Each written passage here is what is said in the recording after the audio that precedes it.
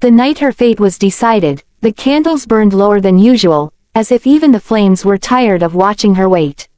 She stood at the edge of the grand hall, half hidden behind a marble pillar, where shadows were kinder than people. Silk brushed past her as guests whispered and laughed, their voices sharp enough to cut. Every laugh reminded her why she had learned to stay quiet. Why she had learned to make herself small. Across the hall, her sister shone. Everyone always shone when compared to her. Lysandra's beauty was the kind that demanded attention. Golden hair fell perfectly over her shoulders. Her smile was effortless, practiced, adored. She had been taught from childhood that the world would open for her, that doors would never stay closed long, that love would come easily. And it always had. Alara knew this because she had watched it happen, over and over again, from the side. She had watched tutors praise Lysandra while correcting her. Watched suitors bow deeper for her sister.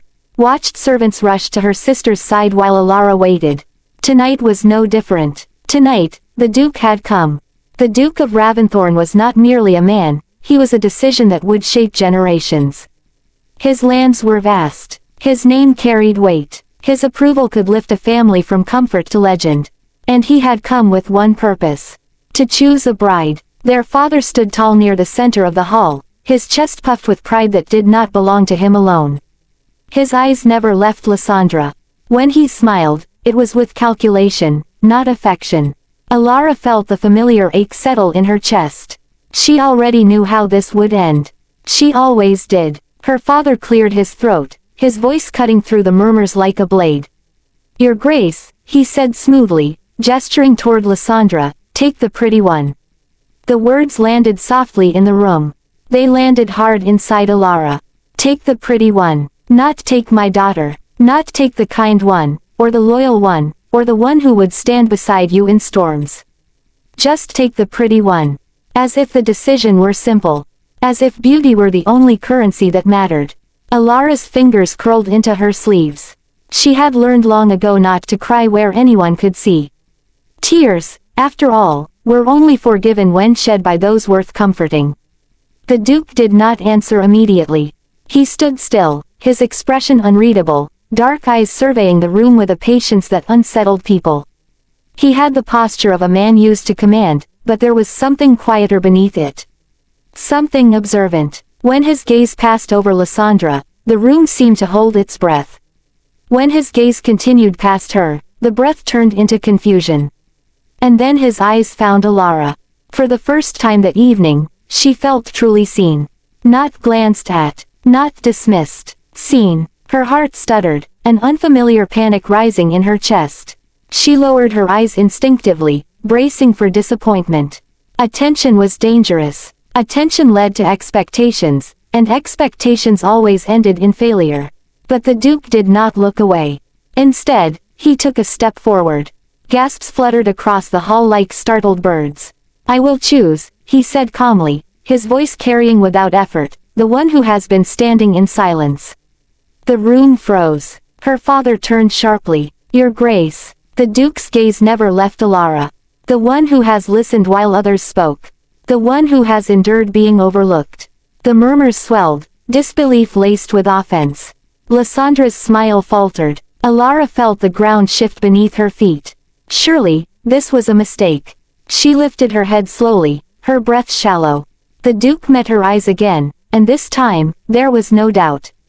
No confusion, only certainty. "I choose her." Silence fell like a verdict. Her father's face drained of color. He stopped himself, swallowing the rest. "She is not the one.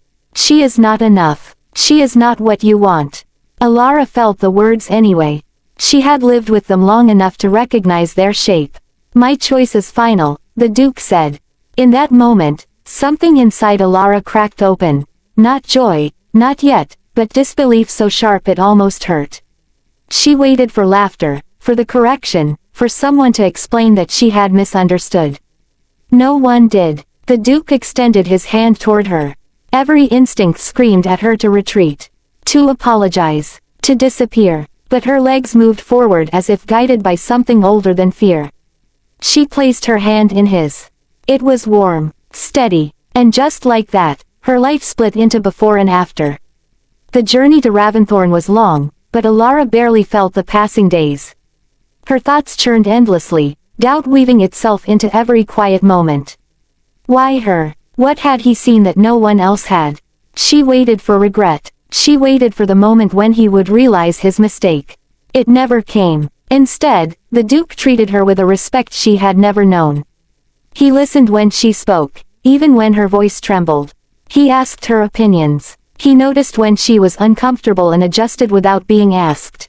At night, alone in chambers larger than the home she had grown up in, Alara would sit by the window and try to understand the strange ache in her chest.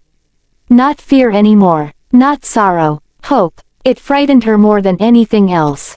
On the third evening, he joined her by the fire. Not as a ruler, not as a man making a transaction, but as someone willing to speak honestly. You think I chose you out of pity, he said quietly. She startled. You don't need to deny it, he continued. Everyone else does. She swallowed. Then why did you? He looked into the flames for a moment before answering. Because beauty that knows it will fade fears time. Beauty that has never been praised learns strength. Her breath caught. I have lived among people who were adored, he said. They crumble when admiration falters. I do not need a mirror beside me. I need a partner. No one had ever called her that before.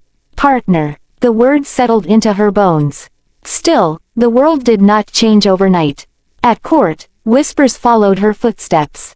Ladies smiled too tightly. Lords bowed with skepticism in their eyes. They saw what she had always seen in herself. Plainness, quietness, a woman unworthy of a fairy tale choice. But Alara endured. She had endured her entire life. What changed was that now, she was no longer enduring alone. Days turned into weeks, weeks into months. Slowly, something remarkable happened. The same people who doubted her began seeking her counsel. She listened, truly listened, and offered thoughtful words instead of clever ones. Problems eased in her presence. Tensions softened. The Duke watched this transformation with a calm satisfaction. One evening, during a gathering filled with forced laughter and shallow praise, Lysandra arrived. She entered like she always had, radiant and certain. Heads turned. Conversations paused. Beauty still commanded attention, but something had shifted. Lysandra's eyes flicked across the room until they found Alara standing beside the Duke, her posture no longer folded inward, her gaze steady. For the first time, Lysandra looked uncertain.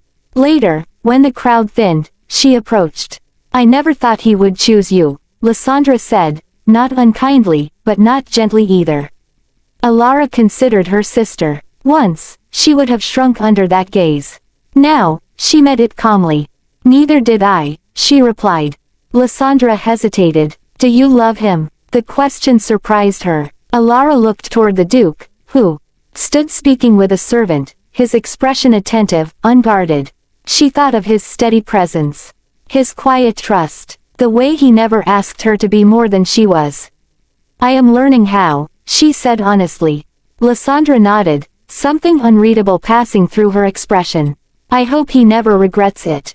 So do I, Alara said. But she no longer feared that he would. The night before their wedding, Alara stood alone once more by a window, candles flickering softly. The girl who once hid behind pillars felt distant now, like a shadow from another life. She understood something at last. Being chosen had not made her worthy. She had always been worthy. All the Duke had done was see it. When he came to her then, resting his forehead gently against hers, the world outside fell away. There was no order given. No beauty demanded. Only two souls standing in quiet certainty. Everyone's eyes had once been on one. But the heart, she had learned, sees differently. And sometimes, the bravest choice is not the obvious one, but the truest.